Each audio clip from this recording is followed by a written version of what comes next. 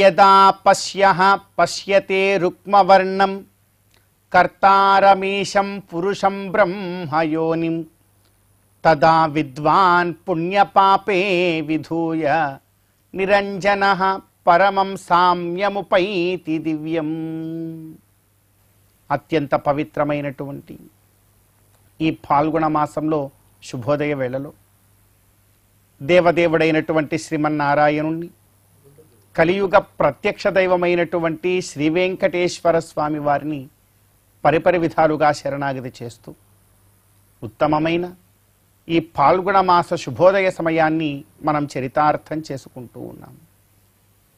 ఈ పాల్గొన మాసంలో మనందరి యొక్క ప్రధానమైనటువంటి కర్తవ్యం గోవిందుడి యొక్క ఆరాధన.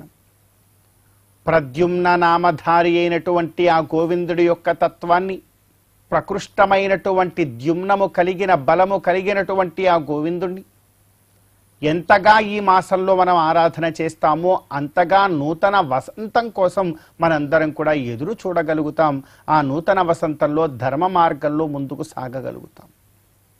అందుకే భగవత్తత్వాన్ని, గురువులను ఆశ్రయించి మరి ఈ పాల్గొన మాసంలో మనందరం కూడా తెలుసుకునే ప్రయత్నం చేయాలి.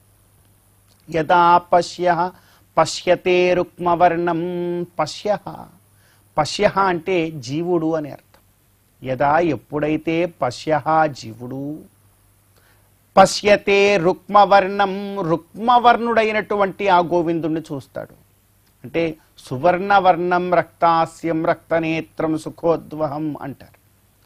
ఎప్పుడూ కూడా భగవంతుడు సువర్ణవర్ణంలో వెలిగిపోతూ ఉంటారు. ఆ సువర్ణవర్ణంలో వెలిగిపోతూ ఉన్నటువంటి ఆ భగవంతుణ్ణి మనం చూడాలి. నీవార శూకవత్తన్వి పీతాభాస్యాత్తనూపమా తస్యా శిఖాయా మధ్యే పరమా ఆత్మా వ్యవస్థితః అని వేదమంత్రం చెప్తుంది. ఆ భగవంతుడి యొక్క రూపం ఎలా ఉంటుందో సకల శృతులన్నీ కూడా వర్ణన చేస్తూ ఉన్నాయి. ఆ వర్ణన చేస్తున్నటువంటి ఆ గొప్ప విషయాలన్నింటినీ కూడా మనం గ్రహించి ఆ సువర్ణవర్ణం రక్తాస్యం రక్తనేత్రం సుఖోద్వహం అనేటువంటి విశేషణాలు కలిగినటువంటి ఆ శ్రీమన్నారాయణుణ్ణి ఎప్పుడైతే మానసికార్చనలో మనం దర్శనం చేస్తామో, చాలా గొప్పగా చెప్తారు వైఖానస భగవచ్శాస్త్రంలో. ఈ భగవచ్శాస్త్రాన్ని అనుసరించే తిరుమలలో ప్రతినిత్యము కూడా కైంకర్యం జరుగుతూ ఉంటుంది.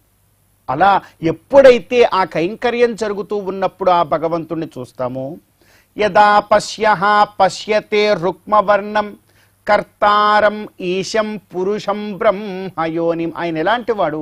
కర్తారం, ఈ లోకాన్నంతటికీ కూడా కర్త ఆయనే. ఈశం, ఈ లోకానికంతటికి ప్రభువు కూడా ఆయనే. పురుషం, పరమ పురుషుడు కూడా ఆయనే.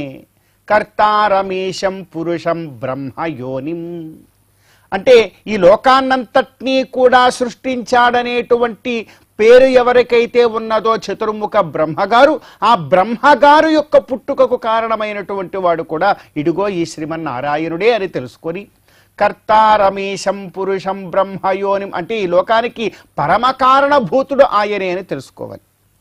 ఎప్పుడైతే అలా తెలుసుకుంటాడో తదా విద్వాన్ పుణ్య పాపే విధూయ. అలా తెలుసుకున్నప్పుడు, గురుముఖత వేదాంత తత్వాన్ని అధ్యయనం చేసినప్పుడు పుణ్యపాపముల నుండి ఆ పురుషుడు విడవబడతాడు. తదా విద్వాన్ పుణ్యపాపే విధూయ నిరంజనః పరమం సామ్యముపైతి దివ్యం. నిత్యానందమృతరసపానవత్ సర్వదా తృప్తికరమైనటువంటి ఆ ముక్తి లోకాన్ని ఆ జీవుడు పొందగలుగుతాడు అంటున్నారు. మరి మనందరం ఎంతో విశేషమైన ఈ ఫల్గుణ మాసంలో సద్గురువులను ఆశ్రయించి ముక్తి మార్గంలో ముందుకెళ్లేటువంటి భాగ్యాన్నిమ్మని ఆ గోవిందుణ్ణి కోరుకుంటూ ఫల్గుణ మాస శుభోదయ సమయాన్ని మనం చరితార్థం చేసుకుందాం.